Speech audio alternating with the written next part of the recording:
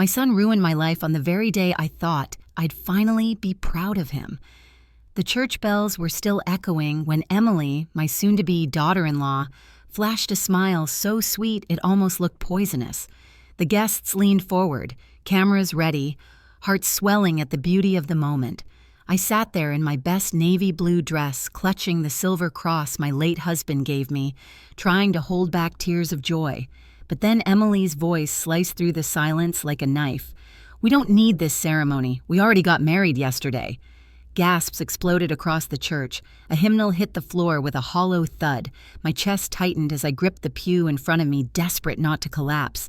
And Daniel, my only son, the boy I'd raised alone after his father's death, just nodded with a smug grin, as if humiliating his mother was part of the show. The whispers started like wildfire. Why invite us? Why spend the money? Why disrespect his mother? I felt every eye burning into me. They all knew I had paid for the flowers, the food, even Emily's designer gown. And now I was nothing but a punchline. Then Emily leaned into him, loud enough for me to hear, "She doesn't matter anymore. We're our own family now." My blood turned cold. My son didn't even defend me. He didn't even look my way. But humiliation has a strange way of awakening something fierce inside you. As I stood there shamed in front of everyone, I realized if they thought I was powerless, they were about to see just how dangerous a forgotten mother could be. Would you stay silent or fight back? After that humiliating scene in the church, my mind kept replaying every sacrifice I had made. People saw only a tired old woman that day, but I wanted them to know who I truly was. My name is Margaret Johnson, 68 years old, retired elementary school teacher. For 35 years, I taught children their first words, their first math problems, their first songs. My students still send me Christmas cards sometimes. They remember me. But my own son, he hardly remembers the woman who raised him. I live alone in the Johnson family house, a 2-story clapboard home at the edge of Maplewood, Virginia. It smells faintly of old cedar and chalk dust. My husband built the shelves himself back when we thought our lives would last forever. Every morning, I sit at the small oak table by the kitchen window, the one overlooking the rose bushes, and drink my weak coffee in a chipped mug that says, "World's Best Mom." My husband bought it at a gas station on our 20th anniversary. It's silly, but it's all I have left of the man who believed in me. When he passed away, Daniel was just 13. I promised myself I would give that boy everything. I worked 2 extra tutoring jobs, stayed up grading papers until midnight, even sold my grandmother's pearls to cover his college books. I used to whisper to myself, "As long as Daniel has a future, it will all be worth it." But the older he grew, the more distance he put between us. Phone calls shortened, visits became rare, and then Emily arrived. At first I wanted to like her. I even knit her a scarf one Christmas. She smiled, said thank you, and never wore it once. Slowly she slipped between us like a shadow, whispering in his ear, making decisions for him, and pretending I didn't exist. The worst part wasn't her coldness. It was Daniel's silence. He let her cut me out piece by piece as if he was ashamed of me. I was the one who held him through fevers, who sat through every little league game, who clapped the loudest at his graduation. And now, when I knock on his apartment door, it's Emily who answers with that false smile. "Oh, hi, Margaret. Daniel's busy. Maybe next time." I'd walk back down the stairs with my grocery bag of homemade pie, feeling like an intruder in my own son's life. And yet I kept giving.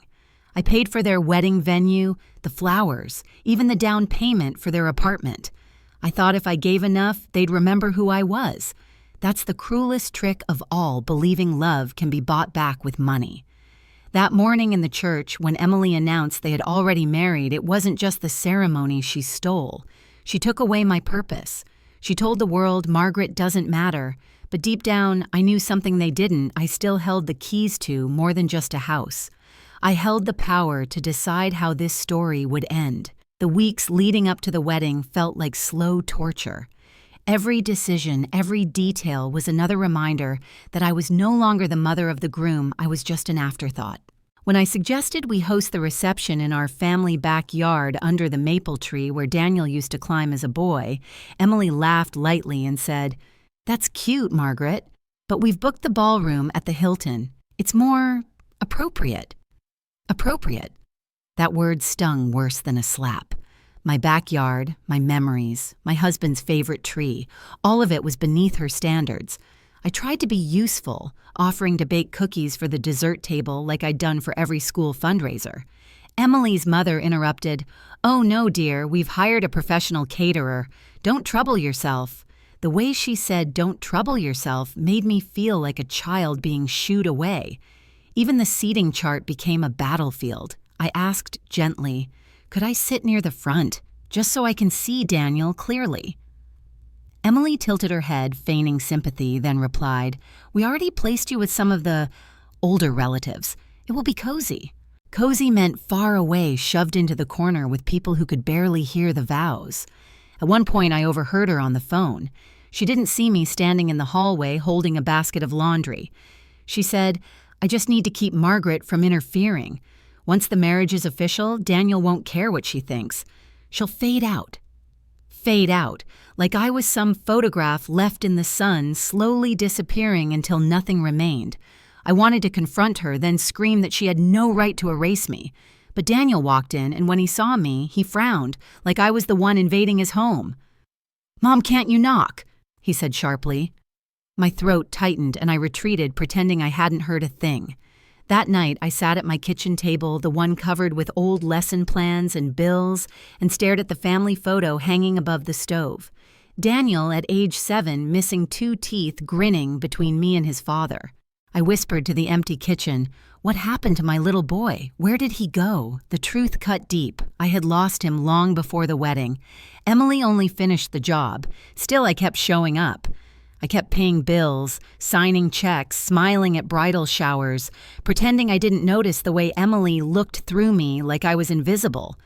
I told myself it was worth it, that love required endurance. But on the morning of the wedding, as I slipped on my navy blue dress and pinned my thinning hair with my late husband's silver comb, a sick feeling lodged in my chest. Something was wrong. Something was waiting. And when Emily stood in that church and declared they'd already married, I realized that something had arrived. After the church disaster, neighbors came up to me with sympathetic smiles and empty words. "Oh, Margaret, I'm sure they didn't mean it that way." Or young people just do things differently these days. They didn't see the truth. They didn't feel the knife twist in my chest when my own son refused to meet my eyes. That night, I returned home to the family house. The hallway smelled of lemon polish and old books. I set down the leftover flowers I had carried from the church, their petals already wilting, and collapsed into the armchair that had once been my husband's. The silence was suffocating. I could still hear Emily's words echoing, "She doesn't matter anymore." I tried to distract myself opening the drawer of the side table where I kept unpaid bills and old letters from former students. One envelope slipped out. It was a thank you card from a boy I'd taught decades ago. He'd written, "Mrs. Johnson, you believed in me when no one else did. I owe my future to you." My eyes burned. Strangers' children remembered me, but my own son treated me like a burden. The days that followed were worse. I called Daniel twice, no answer. On the 3rd attempt, Emily finally picked up.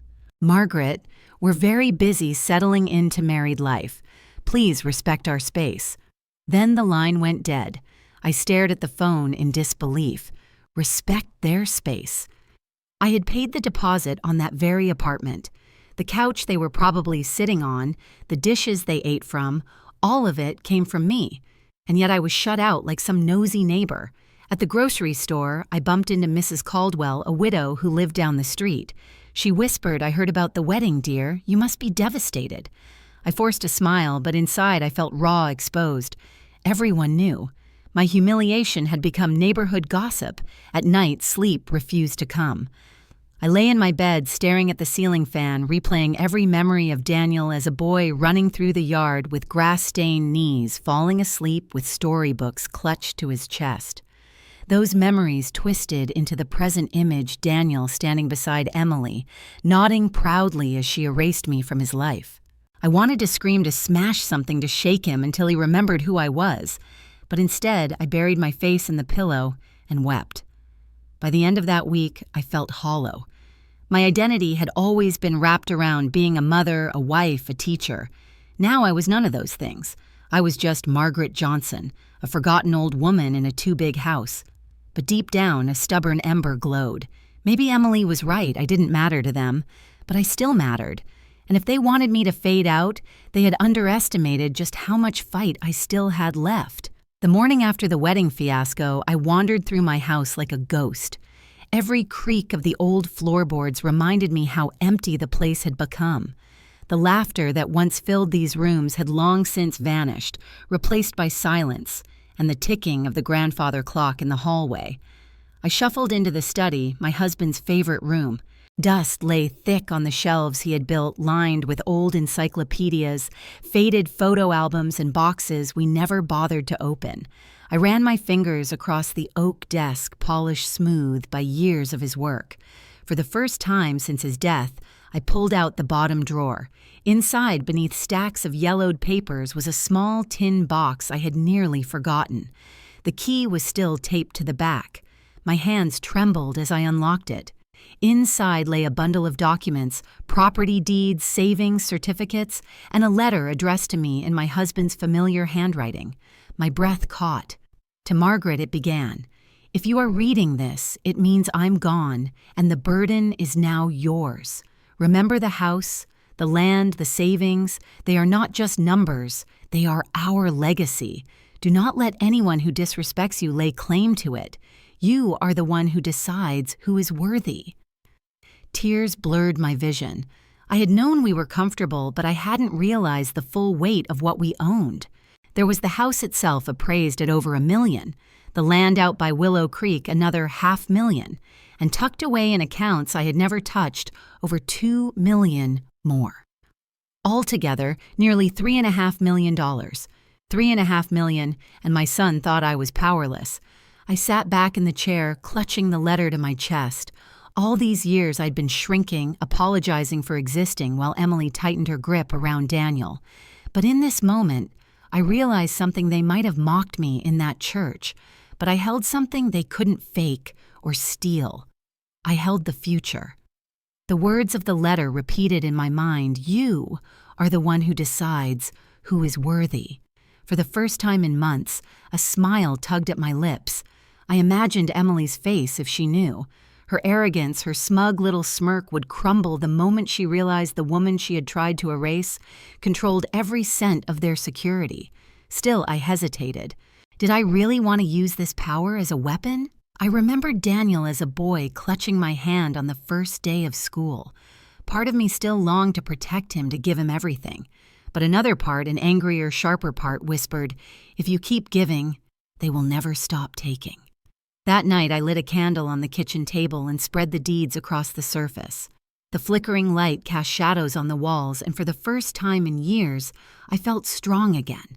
This wasn't just about money. This was about respect, about dignity, about showing them that Margaret Johnson was not some relic to be pushed aside. I folded the letter carefully and tucked it into my purse. Tomorrow, I decided I would call Mr. Harrison, my husband's old friend and attorney. If Emily thought she could erase me, she was about to learn that the game had only just begun. The next morning, I put on my best wool coat and walked to town. The air was crisp, tinged with autumn leaves, and for the first time in weeks, I didn't feel like I was dragging my feet. I had a purpose. Mr. Harrison's law office sat above the old post office, its brass sign slightly tarnished, but still proud. He had been my husband's friend since college, a man of few words but unwavering loyalty. When I stepped inside, he rose slowly from behind his desk, his hair now snow white, his glasses slipping down his nose. "Margaret," he said warmly, "it's been too long." I managed to smile, though my hands trembled as I pulled the letter from my purse. "I found this," I whispered, placing it on his desk. He adjusted his glasses and read silently. When he finished, he leaned back in his chair, steepling his fingers. "Your husband was a wise man. He wanted to protect you." My throat tightened. But what if my own son doesn't care about protecting me? What if he only cares about her. Mr. Harrison tapped the papers thoughtfully. That's exactly why he left you in control. These assets, Margaret, they're not Daniel's by default, not unless you choose. You can secure your future, decide your legacy, and make sure no one, especially Emily, can manipulate you again. The words sank in like medicine. For so long, I had felt like a burden, but here was proof I wasn't powerless. I was the gatekeeper. On the walk home, the weight on my chest began to lift. I passed by the bakery where I used to buy Daniel his favorite blueberry muffins. The smell hit me bittersweet. The baker, Mrs. Lee, waved from behind the counter. "Haven't seen you in a while, Margaret." "How are the wedding plans?" I froze, then forced a polite smile. "They're finished."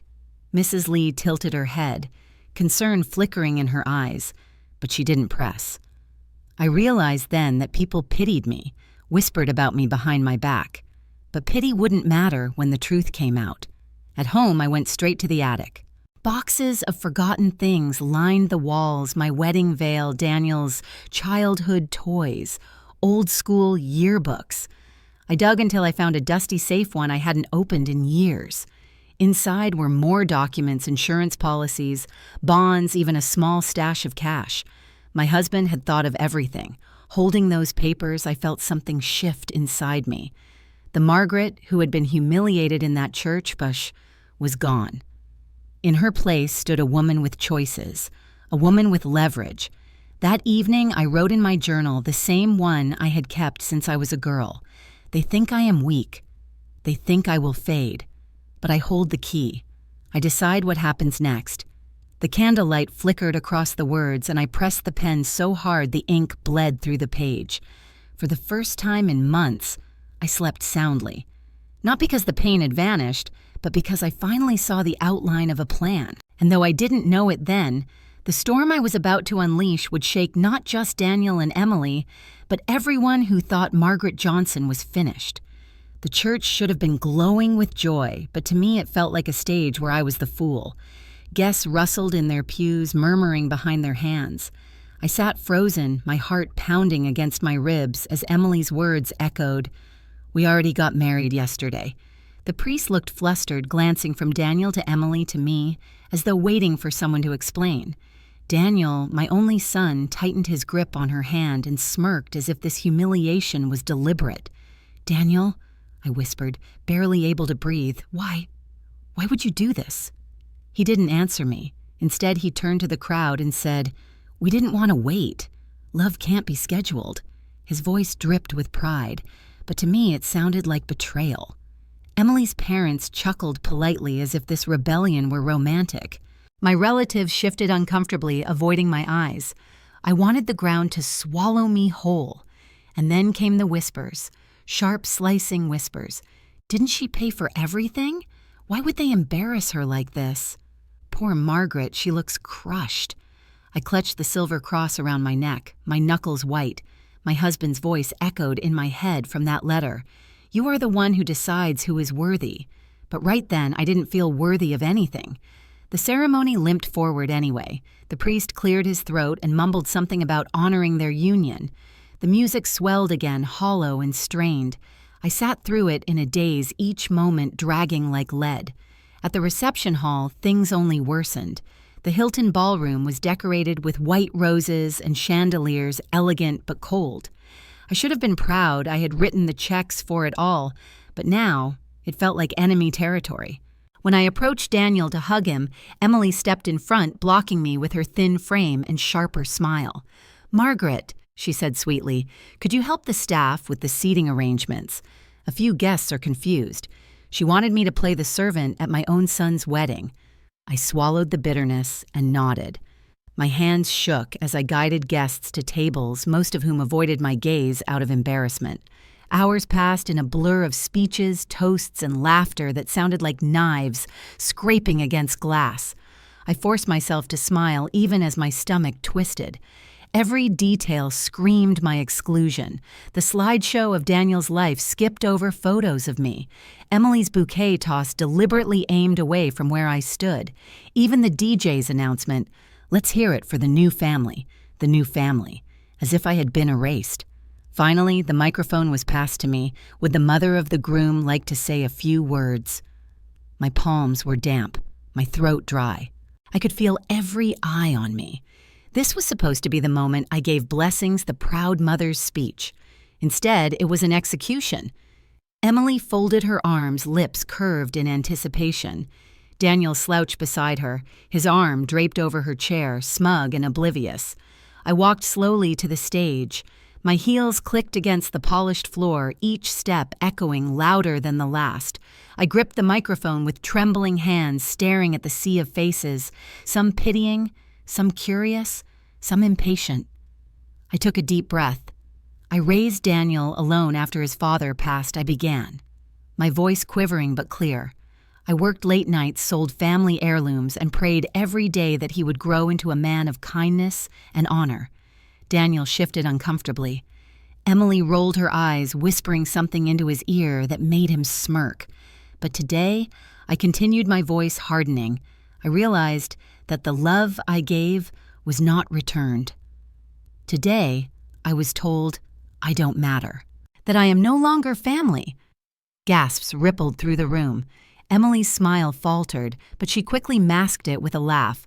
"Oh, Margaret," she said loudly, "don't be so dramatic. We're just starting our lives. Of course you'll always be welcome in some way." The crowd chuckled nervously. I turned to face her directly, my eyes burning into hers. "You may believe that, Emily, but let me be perfectly clear what I choose to do with my life, my home, my legacy, is entirely in my hands." For the first time that night, silence swept the hall. I didn't reveal the letter, not yet. I didn't mention the millions in property and savings under my name, but the seed was planted. Emily's eyes narrowed, calculating. Daniel blinked, confused, as if realizing for the first time that his mother wasn't as powerless as he thought.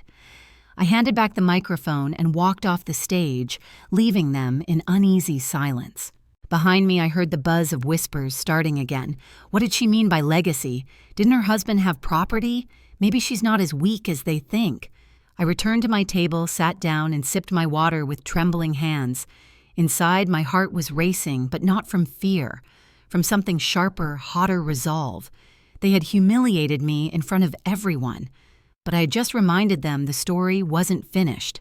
And as Emily leaned close to Daniel, hissing in his ear, I saw something flicker in her eyes. Not triumph, but worry. That was the moment I knew the battle had begun. I barely had time to sit back down before Daniel stormed over to my table. His face was flushed, his tie loosened, and his jaw tight enough to crack teeth. Emily trailed behind him, her smile frozen, but her eyes sharp, calculating every move. Mom Daniel hissed through clenched teeth. What the hell was that speech? I raised my glass of water, slowly buying myself a moment. "The truth?" I said calmly. Emily leaned forward, resting her manicured nails on the tablecloth. "Margaret, you embarrassed us in front of everyone." That wasn't appropriate. I met her gaze head on. "Appropriate?" My voice dripped with quiet fury, like announcing you'd already married my son after I paid for this entire wedding, like cutting me out of every decision. Daniel flinched, his eyes darting around, realizing people were watching. Guests leaned in discreetly, pretending to sip champagne while devouring the drama. "Keep your voice down," he muttered. "No," I said firmly. "For once, I won't." Emily's mask cracked just for a second. "You don't want to make enemies tonight, Margaret. You'll regret it." I almost laughed. "My dear, regret is what you'll feel when you finally realize who you've underestimated." Silence fell between us. Daniel opened his mouth to retort, but Emily pulled him back by the arm. "Not here," she whispered. They retreated to their table, but I could see them whispering, stealing glances at me like hunters, circling prey. The rest of the evening dragged on, each toast a dull roar in my ears. Yet under the surface, a storm brewed. I could feel it. Emily wasn't going to let my words hang unanswered. Sure enough, when dessert was served, she rose with her glass in hand. Her smile was dazzling.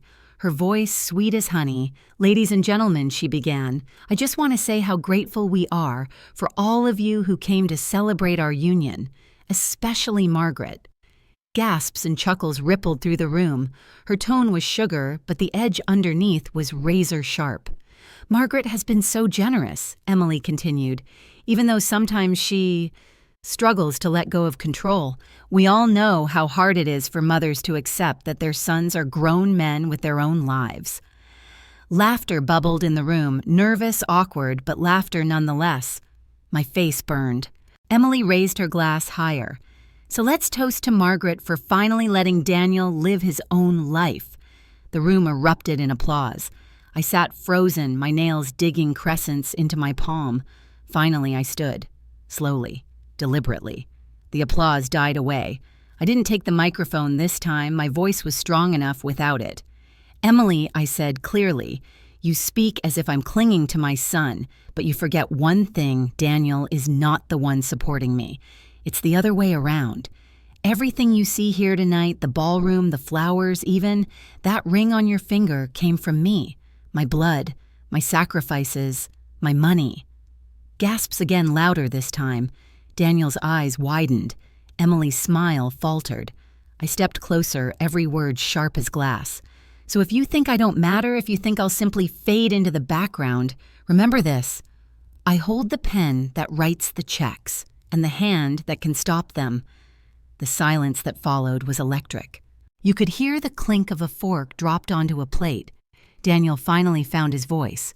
Mom, you can't just threaten us like that. Threaten. I cut him off. No, Daniel, I am reminding you. I am your mother, the woman who raised you, who gave you everything you have. And I will not be erased. Emily's lips curled into a sneer. Money doesn't make you important, Margaret. Daniel and I, our love is stronger than any checkbook you cling to. Then live on love, I snapped. See how long it feeds you. See how far it gets you when the bills come due. The crowd stirred whispers rising like a wave. I turned away before they could answer my heart hammering in my chest. Inside, I was trembling, but not from fear. From exhilaration. For the first time in years, I had taken back the floor, the narrative, the power. Emily might have married my son in secret, but tonight, in front of everyone, I had reminded them who I was. Not a faded relic, not a pitiful widow, but Margaret Johnson, the woman who still held the future in her hands. And as I sat back down, I caught sight of Mr. Harrison standing quietly in the back of the room. Our eyes met. He gave me the smallest of nods, as if to say, well done. They have no idea what's coming next. The ballroom was buzzing after my words. Conversations overlapped. Whispers darted across tables like sparks threatening to ignite a fire. I could see Emily clutching Daniel's arm, whispering furiously, her perfectly painted smile barely holding in place. Daniel looked torn, half embarrassed, half angry, but still silent. Always silent. I sat there, hands folded in my lap, appearing calm while my pulse roared in my ears. Every part of me wanted to scream, to shake my son until he remembered who I was. But I knew better. Rage would only feed Emily's narrative of me as the bitter, controlling mother. No, if I was going to strike, it had to be with precision. The master of ceremonies tried to move things along, announcing the first dance, but the tension lingered like smoke. Daniel and Emily waltzed stiffly under the chandelier, her eyes flicking toward me every few seconds. She was calculating, scheming, wondering how much I truly held in my hands. I let them wonder. When the music ended, I stood again. This time, I didn't wait for a microphone. The room hushed as if it sensed something monumental was coming. Friends. I began, my voice carrying across the hall, steady and strong. I want to thank you all for being here today, for celebrating what should have been a moment of joy. Daniel's shoulders stiffened. Emily's smile froze. But I cannot stand by while lies and disrespect are passed off as love. Today, I was told I no longer matter, that I am simply a footnote in my son's story. Perhaps some of you believe that too. A ripple of discomfort spread through the guests. No one moved. I straightened my back, channeling every ounce of the teacher who once commanded classrooms of restless children. But let me remind everyone here, I am Margaret Johnson. This house we celebrated in the food you ate, the dress on the bride, the very foundation of Daniel and Emily's new life, it all came from me. And until tonight, I was content to give freely, to believe that love would return love. My gaze swept across the room, locking eyes with Emily, who was paling despite her forced smile. "Now I see," I said sharply, "that love has been replaced with greed. Respect has been replaced with mockery. And so I say this clearly, so there is no confusion from this moment forward. Not a single penny more will go to Daniel or Emily. Not a single asset. Not a single acre of land. Not a single drop of inheritance. Everything I own will remain in my hands until I decide otherwise, and if I die tomorrow, it will not go to those who disrespect me. It will go to someone, anyone who knows the meaning of loyalty." The room erupted. Gasps, murmurs, even outright exclamations. I saw Emily's composure shatter. She grabbed Daniel's arm like a lifeline, her whisper harsh and panicked. Daniel's face drained of color as the reality sank in. Millions of dollars, the family legacy all slipping away. "Mom," he shouted, his voice breaking the stunned silence. "You can't do this." I turned to him slowly. "Can't I? You think because you're my son, you are entitled to everything I bled for. You are entitled to your father's hard work, to my sacrifices." His mouth opened, then closed. He had no answer. Emily stepped forward, desperation cracking her voice. "Margaret, think of Daniel's future, our future. We've built our lives around, built your lives around what I cut in coldly. Around my money, my property, my generosity, then build again. Start fresh. You have your love, live on that." The guests murmured, some shaking their heads, some looking at me with awe. I had gone from humiliated to commanding in the span of an evening, and the shift was undeniable. Emily's mask broke entirely.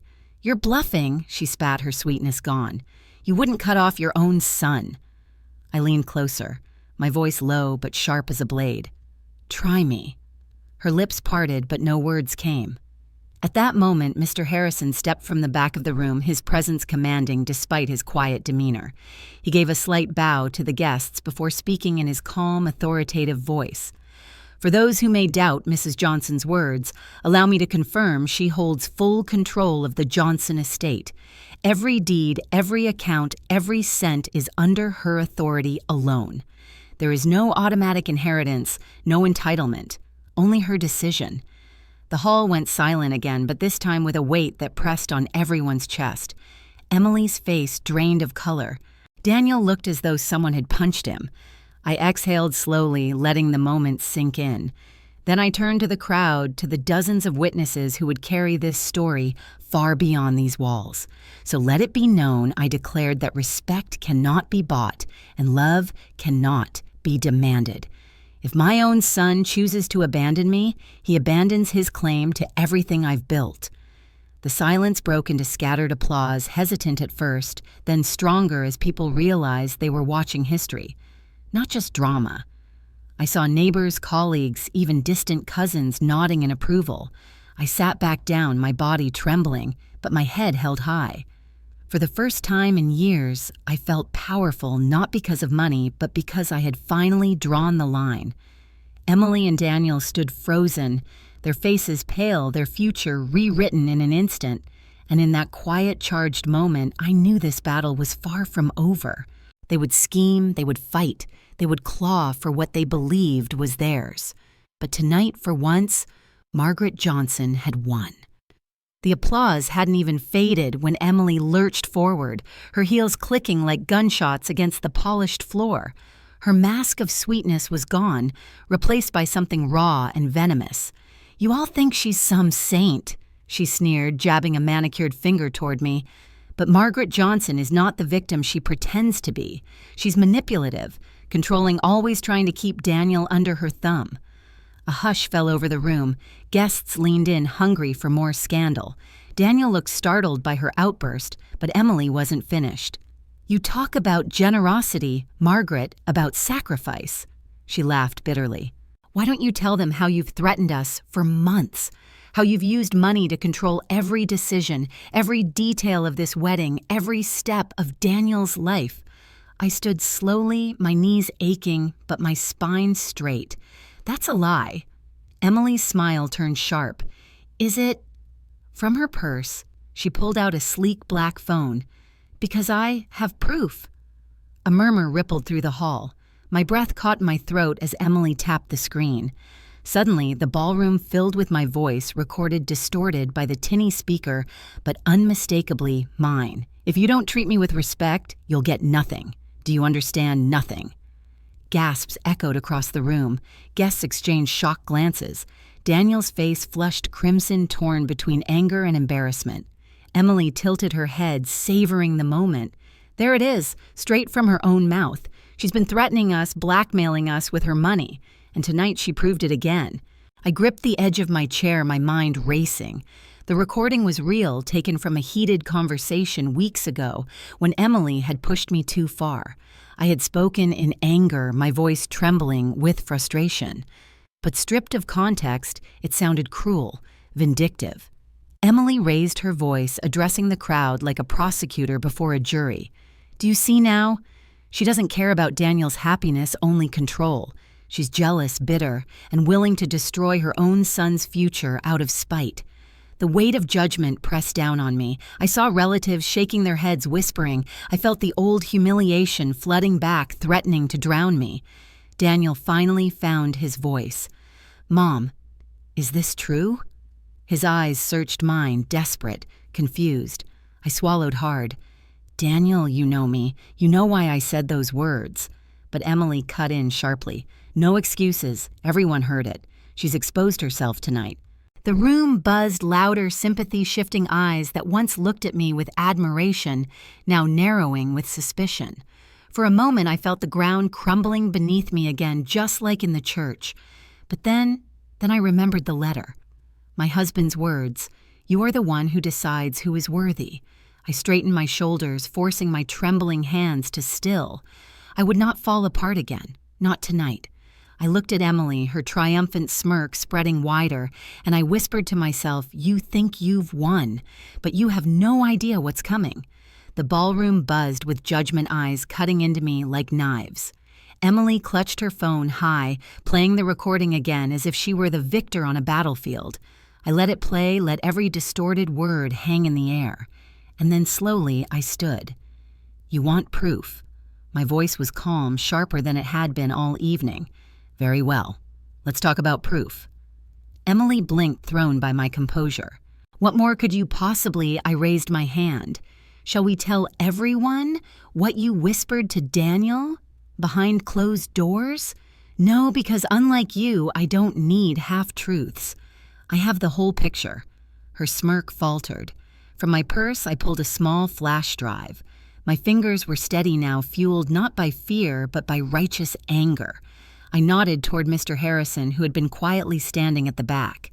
He walked forward, handed the drive to the DJ, and within seconds, the big screen meant to play slideshows of childhood photos lit up with grainy black and white footage. The room gasped. It was Emily sitting at my kitchen table, her voice low but clear. All you have to do is keep pushing her. Daniel, don't answer her calls. Don't invite her over. She'll get desperate. Once she snaps, we'll have all the evidence we need to declare her unfit, and then the inheritance is ours. Daniel's face drained of color. The video continued, Emily laughing softly. She's old fragile. We just need her to break. It's only a matter of time. The silence in the ballroom was deafening. Forks clattered onto plates. Guests covered their mouths. Some gasped audibly.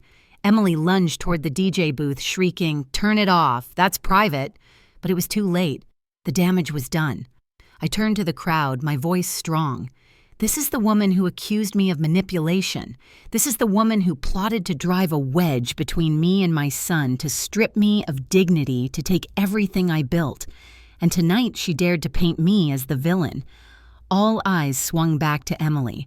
Her perfect mask had crumbled into raw panic. She stammered, It's not what it looks like." Daniel staggered backward as though the floor had vanished beneath him. "Emily, you said..." His voice broke. "You said she hated me. You said..." Emily grabbed his arm, desperate. "Daniel, listen. She set this up. She's twisting everything." But he yanked his arm free, his face contorted in betrayal. For once, his anger wasn't aimed at me. "She's my mother," he whispered hoarsely. "And you? God, Emily, what have you done?" The crowd erupted in whispers, their judgment shifting like the tide. Neighbors who had pitied me now looked at Emily with disgust. Relatives who once doubted me shook their heads in disapproval. I stepped forward, my gaze locked on Emily. You wanted proof, now you have it, and you will never, ever take from me again. Her knees buckled slightly. For the first time all evening, Emily looked small. I returned to my table, my body trembling not from weakness but from triumph. For weeks I had been silent, dismissed, humiliated. Tonight I had shown them all Margaret Johnson was not a victim. She was the storm, and the storm had only just begun. The ballroom hadn't recovered from the video when Mr. Harrison cleared his throat. His presence was calm, commanding, like a judge entering the chamber. All heads turned. "If I may," he said, his deep voice resonating across the hall, "there is one more matter that must be addressed. Something your late husband entrusted to me, Margaret. Something even Daniel does not know." My heart skipped. I had suspected Harrison held secrets, but not tonight, not like this. Emily's head snapped toward him. "This is outrageous. You can't just—" He silenced her with a glance. Mrs. Johnson's husband left a secondary will, one that was to remain sealed until the day his wife deemed it necessary. After what I've witnessed tonight, I believe that day has come. Gasps rippled through the room.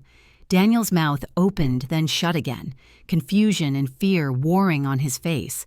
Harrison pulled a leather-bound folder from his briefcase. With deliberate movements, he unfolded the papers and began to read. "To my beloved wife, Margaret, if you are reading this, it means you are standing alone and those who should have honored you have failed. Our assets, the house, the land, the accounts remain under your sole authority.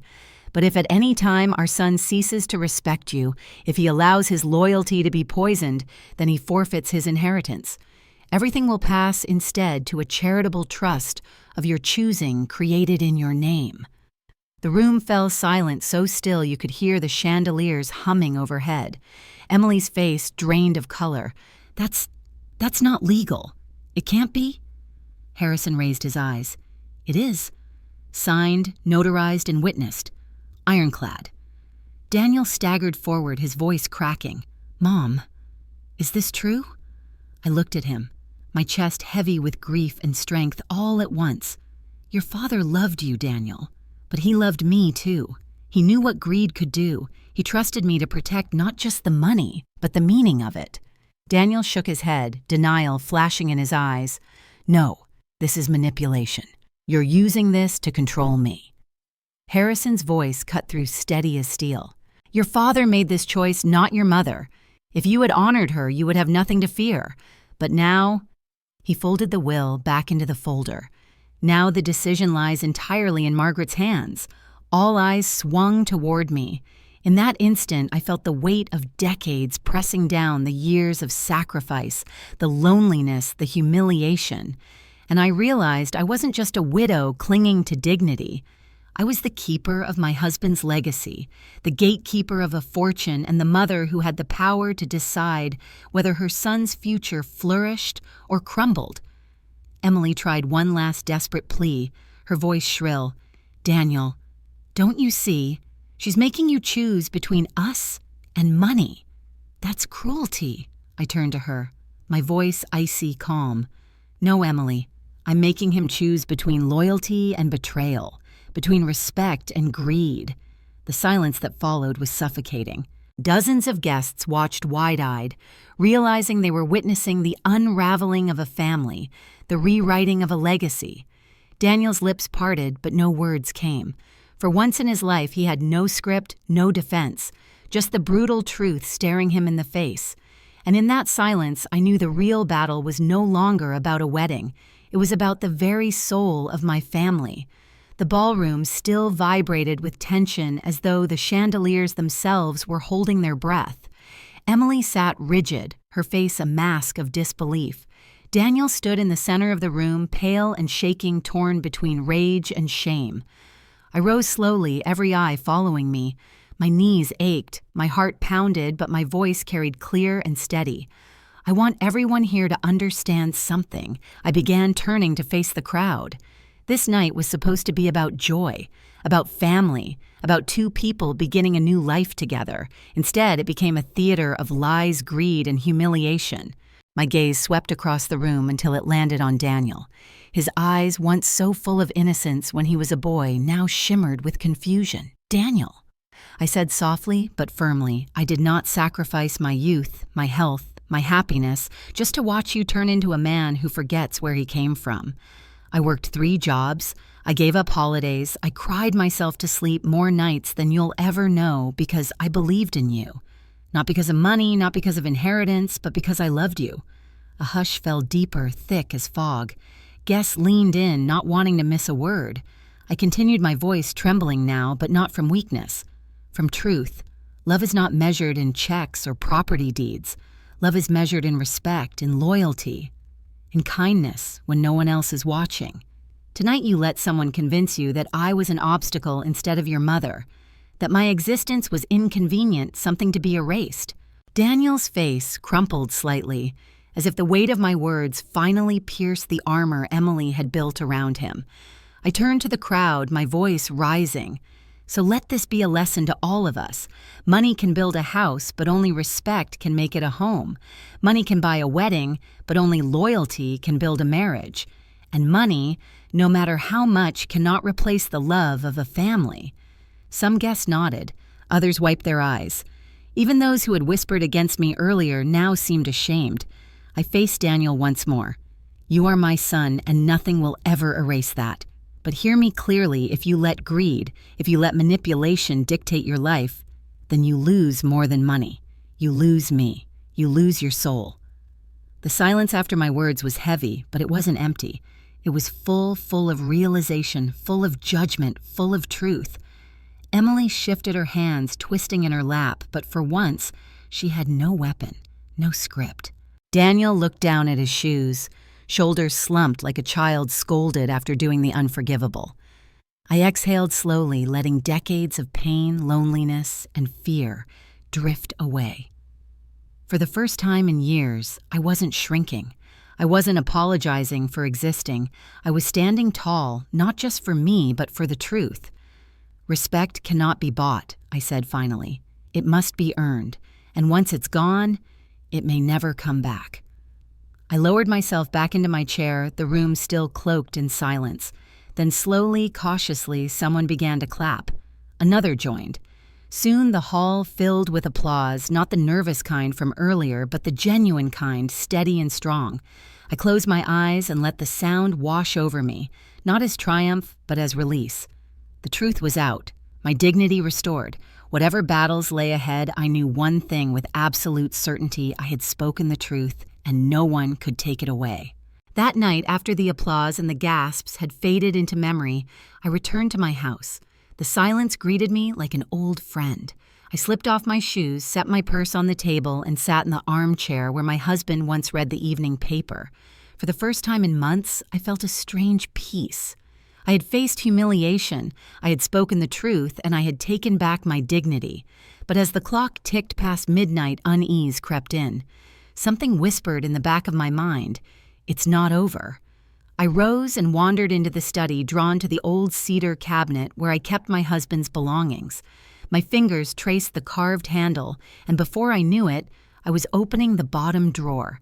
Inside was a small wooden box, one I hadn't seen in years. It was heavier than I remembered. I carried it to the desk, lit a candle, and lifted the lid. Letters, faded photos, and beneath them, an envelope sealed with wax. My husband's handwriting sprawled across it, "For Margaret, only when the time is right." My breath caught. Hands trembling, I held the envelope to the candlelight.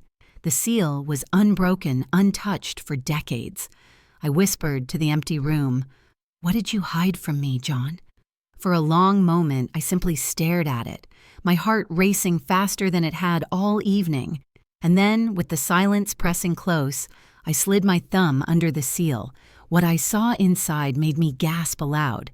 But that is another story. What do you think I found in that envelope? So that was the night everything changed. What began as a wedding became a battlefield of loyalty, betrayal, and truth. But as you've seen, the story doesn't end here.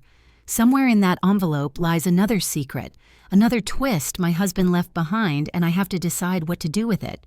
Now I want to hear from you. If you were in my shoes, standing where I stood, would you forgive Daniel for letting Emily poison his heart?